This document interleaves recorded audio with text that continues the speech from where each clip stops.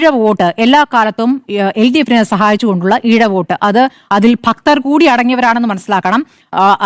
ഈ ഭക്തിയില്ലാത്ത സഖാക്കളല്ല, ഭക്തർ കൂടി അടങ്ങിയ ഈഴ വോട്ട്. അപ്പോൾ അത് ഈ ശബരിമല സ്വർണ്ണക്കൊള്ള വിഷയം വന്നപ്പോൾ സഖാവ് എന്നതിനപ്പുറം അവരുടെ വിശ്വാസമാണ് ഏറ്റവും മുകളിൽ നിന്നത്. അങ്ങനെയാണ് കൊല്ലം പോലുള്ള സ്ഥലങ്ങളിലൊക്കെ ഈഴവ ബെൽറ്റൊക്കെ വലിയ തിരിച്ചടി ഉണ്ടായിരിക്കുന്നത്. കൊല്ലത്തും തലസ്ഥാനത്തും അത് സംഭവിച്ചിട്ടുണ്ട്, പലയിടത്തും അത് സംഭവിച്ചിട്ടുണ്ട്. അപ്പോൾ ഈഴ വോട്ട് അങ്ങനെ വലിയ തോതിൽ നഷ്ടപ്പെട്ടിരിക്കുന്നു എന്നുള്ളതാണ്. BJP ശക്തമാകും എന്നുള്ളത് സത്യമാണ്.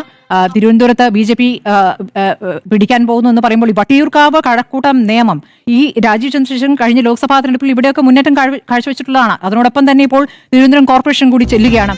എങ്ങനെയുണ്ട്? അപ്പോൾ അത് നൽകുന്ന സന്ദേശം, അത് നൽകുന്ന ത്രെറ്റ് ചെറുതല്ല. അടുത്ത നിയമസഭാ തെരഞ്ഞെടുപ്പ് ആകുമ്പോഴേക്കും BJPയെ സംബന്ധിച്ചും ഇപ്പോൾ രാജീവ് ചന്ദ്രശേഖർ ഒരു ശക്തനായ നേതാവായിരിക്കുന്നു. BJPക്കകത്തെ മുതിർന്ന നേതാക്കളുടെ ഭിന്നത രാജീവ് ചന്ദ്രശേഖരനെ എന്താ പറയുക ഒഴിവാക്കാൻ അല്ലെങ്കിൽ അവഗണിക്കാനുള്ള ശ്രമങ്ങളൊക്കെ ഇനിയിപ്പോൾ അത് മാറ്റിവെക്കേണ്ടി വരും. കാരണം ആ വിജയത്തെ അംഗീകരിച്ചുകൊണ്ട് നരേന്ദ്രമോദിയുടെ പ്രതികരണം വന്നിരിക്കുകയാണ്. BJP നേരത്തെ ഉറപ്പു നൽകിയിരുന്ന പോലെ നരേന്ദ്രമോദി ഒരുപക്ഷെ തിരുവനന്തപുരത്ത് തലസ്ഥാനത്തെത്തും. അപ്പോൾ തലസ്ഥാനത്തേക്ക് വലിയ എന്താ പറയാ സഹായങ്ങൾ, ഫണ്ട് ഒഴുകുന്ന സാഹചര്യം ഉണ്ടാകും. ഈ രൂപത്തിലൊക്കെ അത് മാറുകയും ചെയ്യും.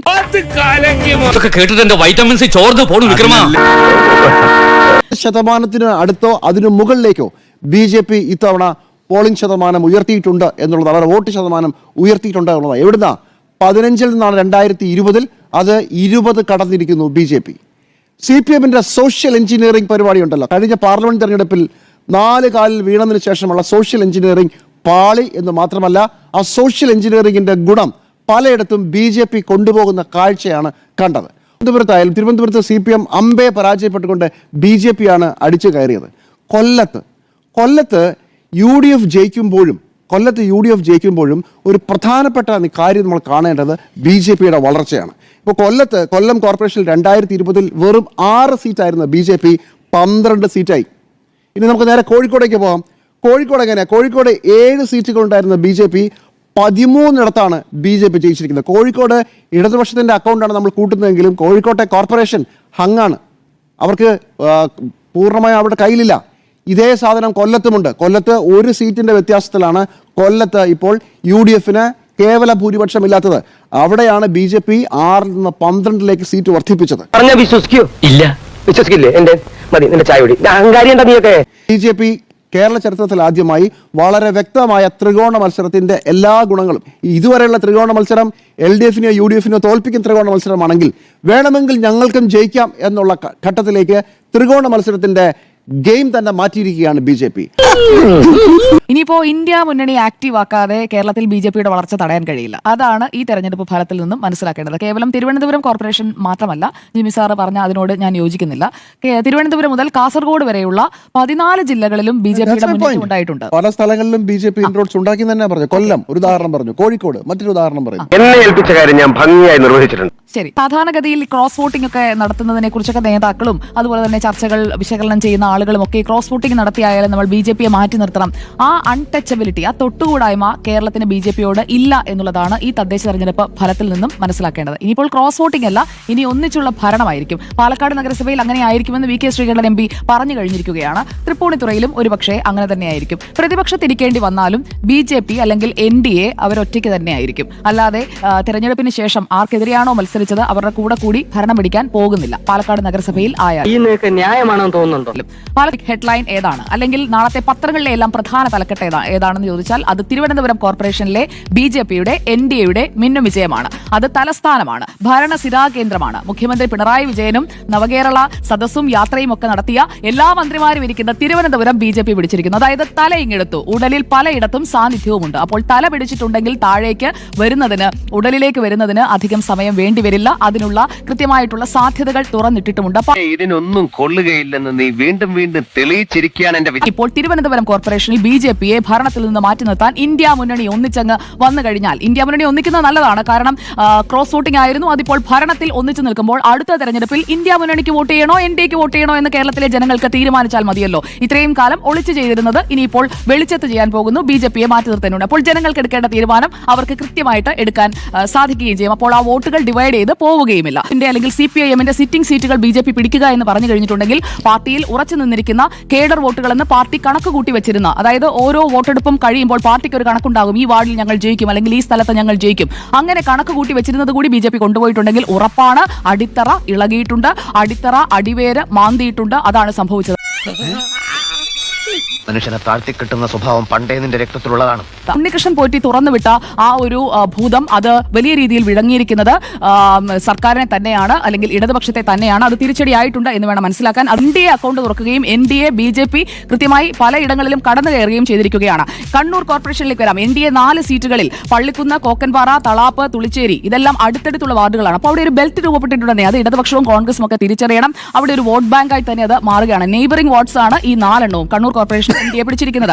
അപ്പോൾ LDF-ന് തോൽവി ഒരുക്കിയിരിക്കുന്നത് പലയിടങ്ങളിലും ഈ BJP ആണ് എന്നുള്ളത് കൂടി മനസ്സിലാക്കേണ്ടിയിരിക്കുന്നു. കല്യാശ്ശേരി, പെരളശ്ശേരി പഞ്ചായത്തുകളൊക്കെ നൽകുന്ന സൂചന ഉറപ്പെന്ന് വിചാരിച്ചിരിക്കുന്ന ഇടങ്ങളിലേക്കൊക്കെ പലരും കടന്നു കയറുന്നുണ്ട് എന്നതാണ്. അത് ചിലയിടങ്ങളിൽ കോൺഗ്രസ് ആണ്, ചിലയിടങ്ങളിൽ BJP ആണ്. പാലക്കാട്, തൃപ്പൂണിത്തുറ മുനിസിപ്പാലിറ്റികളിൽ ഏറ്റവും വലിയ ഒറ്റക്കക്ഷിയായി BJP മാറിയിട്ടുണ്ട്.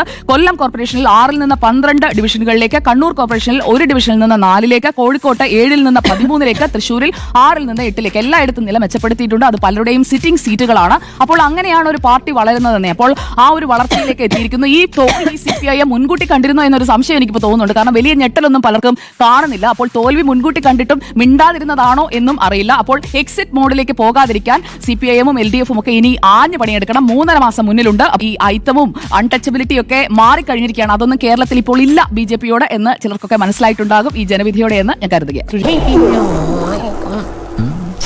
എന്താ ഉറക്കം വരുന്നു.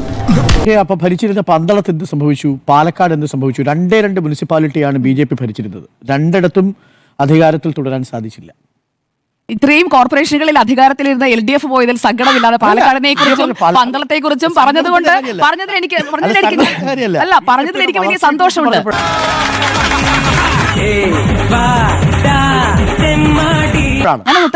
വളർച്ചയെക്കുറിച്ച് പറഞ്ഞതുകൊണ്ടാണ് ചോദിച്ചത്. അധികാരത്തിലിരുന്ന തദ്ദേശ സ്ഥാപനങ്ങളിൽ ഏറ്റവും നിർണായകമായ 2 മുനിസിപ്പാലിറ്റി BJP-യെ കൈവിട്ടു. 5 കോർപ്പറേഷനുകളിൽ നഷ്ടമായതിന്റെ അത്രയും വരില്ല എന്നാണ് ഞാൻ കരുതുന്നത്. പാലക്കാട് മുനിസിപ്പാലിറ്റി നഷ്ടപ്പെട്ടിട്ടില്ല. അവിടെ ഏറ്റവും വലിയ ഒറ്റക്കക്ഷിയാണ്. അവിടെ ഇന്ത്യ മുന്നണി എന്താണ് എന്നുള്ളത് കേരളം കാണാൻ പോവുകയാണ്. ഒറ്റയ്ക്ക് അധികാരത്തിലേക്ക് എത്താൻ UDF-ന് കഴിഞ്ഞിട്ടില്ല. പന്തളത്താണെങ്കിൽ പന്തളം നഗരസഭയിൽ LDF-ന് ഏറ്റവും വലിയ ഒറ്റക്കക്ഷിയാകാനാണ് സാധിച്ചിരിക്കുന്നത്. അല്ലാതെ ഭരണത്തിലേക്ക് എത്താൻ സാധിച്ചിട്ടില്ല. പന്തളത്തേത് തോൽവിയാണ്. പന്തളത്ത് ഉണ്ടായിരിക്കുന്നത് തോൽവിയാണ്. അത് എന്താണ് എന്നുള്ളത്, അല്ലെങ്കിൽ അവിടെ ഉണ്ടായിട്ടുള്ള 4 വാർഡുകളിലെങ്കിലും അവിടെ ക്രോസ് വോട്ടിംഗ് അടക്കമുള്ള കാര്യങ്ങൾ നടന്നിട്ടുണ്ട് എന്നാണ് പ്രാദേശികമായി പറയുന്നത്. അതേക്കുറിച്ചൊക്കെയുള്ള വിലയിരുത്തലുകൾ ആ പാർട്ടിയുടെ ഭാഗത്ത് നിന്ന് വരണം. എന്തായാലും തോൽവിയാണ്. പക്ഷേ വിജയമാണ്. ആ വിജയിച്ച എല്ലാവർക്കും അഭിനന്ദനങ്ങൾ. ഒരു നിമിഷത്തെ അശ്രദ്ധ ജീവിതം നായിനാക്കി സാറേ. വലിയ വില കൊടുക്കേണ്ടി വന്നു. LDF-ന് പരാജയം സംഭവിച്ചിട്ടില്ലേ? ഉണ്ട്.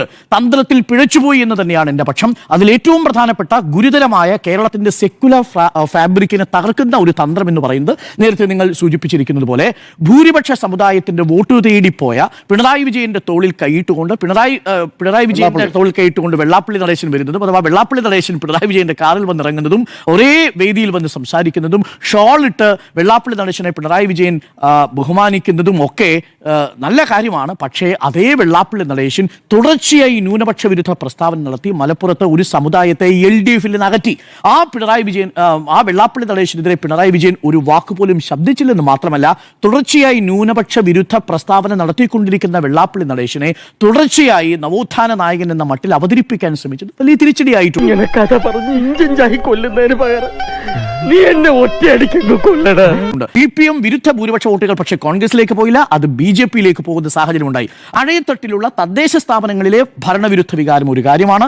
2, ഈ LDF സർക്കാരിന്റെ സോഷ്യൽ എഞ്ചിനീയറിംഗ് സംവിധാനം അമ്പയെ പാളിയിരിക്കുന്നു എന്നുള്ളതാണ്. പിന്നെ രാഹുൽ മാങ്കൂട്ടത്തിനെ മുൻനിർത്തിക്കൊണ്ടുള്ള പ്രചരണത്തിന്റെ അവസാനത്തെ ദിവസങ്ങളിൽ പോയി എന്നുള്ളത് LDF-ന് സംഭവിച്ച പാളിച്ചയാണ്. കാരണം യഥാർത്ഥത്തിൽ ഈ സർക്കാരിന്റെ നേട്ടങ്ങൾ മാത്രം തുടർച്ചയായി ജനങ്ങളിലേക്ക് എത്തിക്കാൻ ശ്രമിക്കേണ്ടതിനു പകരം വ്യത്യസ്ത വിവാദങ്ങളെ പ്രതിരോധിക്കാൻ വേണ്ടി പോകുന്നു. ഒരു ഭാഗത്ത് സ്വർണ്ണക്കൊള്ള നിൽക്കുന്നു, മറുഭാഗത്ത് രാഹുൽ മാങ്കൂട്ടത്തിൽ MLA ഉപയോഗിച്ചുകൊണ്ട് അതിനെ മറികടക്കാൻ ഒരു ശ്രമം നടത്തി. യഥാർത്ഥത്തിലുള്ള ജനകീയ വിഷയങ്ങളിൽ നിന്ന് LDF-ന്റെ പ്രചരണം മാറിപ്പോയത് LDF-ന് ഈ ഘട്ടത്തിൽ തിരിച്ചടിയായി എന്നുള്ളതാണ് എന്റെ വിലയിരുത്തൽ. പറ്റുന്നതിന്റെ പരമാവധി ഞാൻ ചെയ്തു. തിരുവനന്തപുരത്ത് BJP നല്ല നിലയിൽ മുന്നേറിയിട്ടുണ്ട്. കഴിഞ്ഞ തവണത്തെ 35 നിന്ന് 15 വാർഡുകൾ അഡീഷണൽ ആയിട്ട് BJP-ക്ക് കിട്ടിയിട്ടുണ്ട്. അത് വലിയ തിരിച്ചുവരവാണ് തലസ്ഥാനത്ത്. എന്നാൽ പന്തളത്ത് പരാജയപ്പെട്ടത്, പാലക്കാട് ഭരണം നിലനിർത്താൻ കഴിയാഞ്ഞത്, തൃപ്പൂണിത്തുറയിൽ 1-ാം സ്ഥാനത്ത് വന്നു. പന്തളം നഷ്ടപ്പെട്ടെങ്കിലും തൃപ്പൂണിത്തുറയിൽ 1-ാം സ്ഥാനത്ത് ഏറ്റവും വലിയ ഒറ്റക്കക്ഷിയായിട്ട് വരുന്നുണ്ട്. പക്ഷേ ഞാനിപ്പോൾ സ്വപ്നം കാണുന്നത്, ഞാൻ ആഗ്രഹിക്കുന്നത് 13 മുനിസിപ്പാലിറ്റി രണ്ടാമതാണ്. മാതൃകാപരമായ രീതിയിൽ കേരളത്തിൽ ഒരു LDF UDF സഖ്യമുണ്ടാവുകയാണെങ്കിൽ തിരുവനന്തപുരത്ത് കോർപ്പറേഷൻ ഭരിക്കുന്നതിൽ നിന്ന് BJP തടയാൻ സാധിക്കും. പാലക്കാട് ശ്രീകണ്ഠൻ പറഞ്ഞതുപോലെ BJPക്കെതിരെ UDFും LDFും കൈകോർക്കുകയാണെങ്കിൽ 10 വർഷത്തിനു ശേഷം പാലക്കാട് മുനിസിപ്പാലിറ്റിയിൽ BJP പ്രതിപക്ഷത്തിലെത്താൻ സാധിക്കും. പന്തളത്ത് LDF ഇതിനകം തന്നെ BJP പ്രതിപക്ഷത്താക്കി മാറ്റിക്കഴിഞ്ഞു. തൃപ്പൂണിത്തറയിലും UDFിന്റെയും LDFിന്റെയും ഒരു സഖ്യം വരണം എന്നുള്ളതാണ് ഞാൻ മനസ്സിലാക്കുന്നത്. അങ്ങനെ വരികയാണെങ്കിൽ അത് ഈ തദ്ദേശ തെരഞ്ഞെടുപ്പിൽ ഒരുപക്ഷെ ദേശീയ തലത്തിൽ തന്നെ ചർച്ച ചെയ്യപ്പെടാവുന്ന ഒരു മാതൃകയായി സംസ്ഥാനത്തിന്റെ കാര്യത്തിൽ. ഇതൊന്നും മൊത്തം നിങ്ങൾ സീറ്റ് കാൽക്കുലേറ്റ് ചെയ്ത് നോക്കൂ. ആകെ 6-7 നിയമസഭാ സീറ്റുകളിലേക്കുള്ള വോട്ട് മാത്രമാണ് BJPക്ക് കിട്ടിയിരിക്കുന്നതെന്നാണ് ഞാൻ മനസ്സിലാക്കുന്നത്. ഈ തദ്ദേശ വാർഡുകളും കോർപ്പറേഷൻ വാർഡ് മുനിസിപ്പാലിറ്റിയും ഒക്കെ ട്രാൻസ്ലേറ്റ് ചെയ്താലും നിലവിൽ 6 നിയമസഭയ്ക്ക് അപ്പുറത്തേക്ക് പോകാൻ സാധിക്കില്ല. പക്ഷേ ഓർമ്മിക്കൂ, നിയമസഭാ തെരഞ്ഞെടുപ്പിലെ വിധിയെഴുത്ത് തദ്ദേശ തെരഞ്ഞെടുപ്പിന്റെ അതേ ആവർത്തനമാവില്ല. അതേ അറിയാവുന്ന എനിക്ക് നേരത്തെ അറിയാം. ക്ലൈമറ്റിലെ കുഴപ്പമാണെന്നറിയില്ല. നീ മീഡിയ ആയിട്ട് വളരെ ഇന്റലിജന്റ് ആയിട്ട് സംസാരിക്കും. സമ്മതിച്ചിരിക്കുന്നു. തൽക്കാലം ഇത്രയും മതി. വരട്ടെ.